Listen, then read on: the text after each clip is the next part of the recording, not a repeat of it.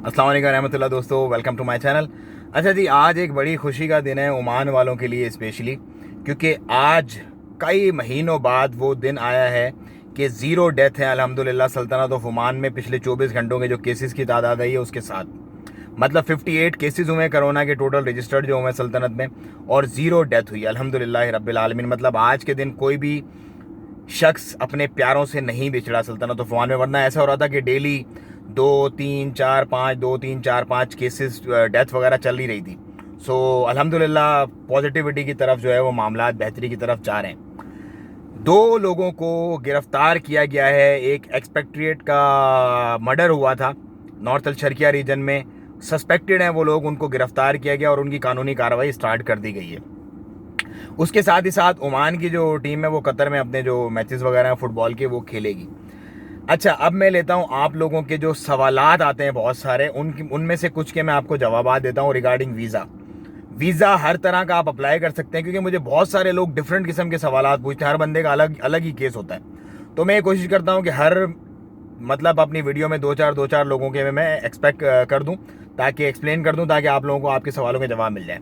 एक भाई ने पूछा 3 साल पहले मैं कैंसिल किया था और अब मैं दोबारा आना चाह रहा हूँ इंडिया से, तो क्या मेरी इमिग्रेशन होगी? जैसे कि वो लिटरेट और इलिटरेट पासपोर्ट वगैरह का वहाँ पे कोई चक्कर हो। जी, आपकी इमिग्रेशन होगी बिल्कुल, और प्रॉपर वही तरीका आपको अडॉप्ट करना पड़ेगा जैसे आपने फर्स्ट टाइम में किया था।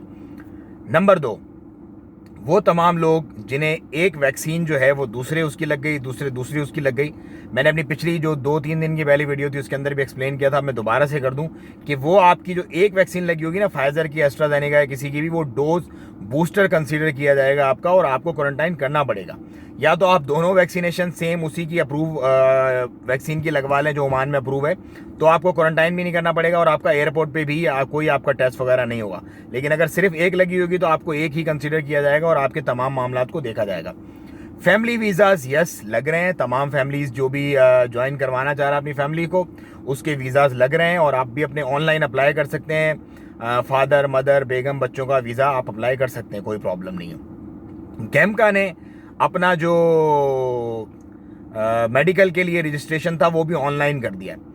उसका लिंक मैं इस वीडियो की डिस्क्रिप्शन में डाल दूंगा, उससे आप क्लिक करके अपना फॉर्म वगैरह फिल करेंगे तो ऑनलाइन आप अपनी कैमका की रजिस्ट्रेशन भी करवा सकते हैं। ये एक बहुत बड़ी बात है तमाम उन एक्सपेक्ट्स के लिए जो गल्फ़ कंट्रीज़ में आना चाहते हैं, उनके लिए कैमका का मेडिकल आपको पता है बहुत ज़रूरी होता है, जो कि फैमिली ज्वाइनिंग वीज़ा पे 2 साल वाले पे या जॉब वीज़ा पे आ रहे होते हैं। जो एक्सप्रेस वीज़ा पे या 3 महीने वाले फैमिली ज्वाइनिंग वीज़ाज़ वगैरह पे आते हैं, या जो उस विजिट वीज़ा या शॉर्ट वीज़ाज़ वगैरह जो होते हैं उनके ऊपर आते हैं, उसको इस मेडिकल की ज़रूरत नहीं पड़ती। और हर तरह के वीज़ाज़ आप अप्लाई कर सकते हैं। अभी जॉब वीज़ाज़ भी अप्लाई हो रहे हैं, लेकिन डिपेंड करता है कि आप किस कैटेगरी में फॉल कर रहे हैं। और वो 2000 वाली कैटेगरी से भी, जैसे कुछ मुझे 3-4 लोगों ने कल पूछा, यार हमारा तो 2000 का वीज़ा है, अब हम क्या करें? तो भैया सिंपल, या तो आप तनाजुल ले लो उससे बंदे से।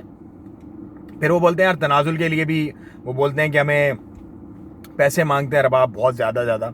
तो वो देखें, आपकी और आपके अरबाब की सेटिंग है, आपकी और आपके अरबाब की तरतीब है। जब फर्स्ट टाइम में आप आते हैं तो आप सारी चीज़ें A to Z क्लियर करके आया करें। ये ना हो फिर बाद में आने के बाद बहुत परेशानी होती है, क्योंकि ये पैसा है ना, ये बड़ी जालिम चीज़ है, बहुत जालिम चीज़ है ये। मतलब ऐसे ऐसे लोग फिर जाते हैं कि फिर आप गिला नहीं कर सकते किसी से भी।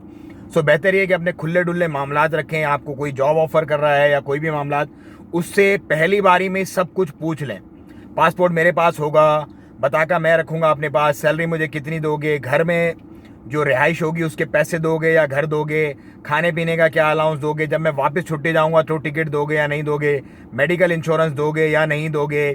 उसके बाद जो मेरे एक्सपेंसेस होंगे यहाँ पे, खुदा ना खास्ता कोई हादसा हो जाता है या कोई और लाइफ इंश्योरेंस वगैरह दोगे या नहीं दोगे। तो ये सारी चीज़ें आपको उसी वक्त क्लियर कर लेनी चाहिए, ताकि बाद में आप लोगों को प्रॉब्लम ना हो।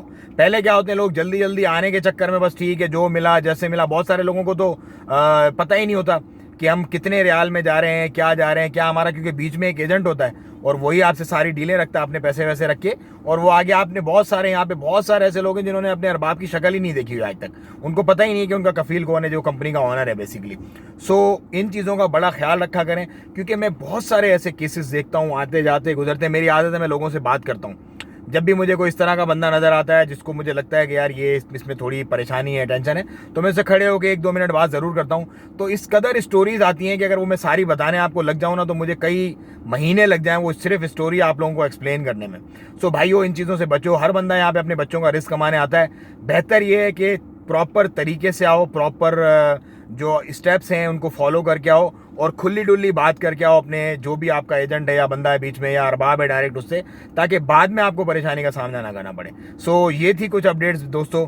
टिकट्स के रेट इंशाल्लाह कम हो जाएंगे, परेशान ना हो जल्दी। अगर नहीं है आप लोगों को तो चिल करो, टेंशन ना लो। मुझे तो इजाज़त, दुआ में याद रखो अपना और अपनों का बहुत ख्याल रखिएगा। अस्सलाम वालेकुम रहमतुल्लाहि व तआला व बरकातहू।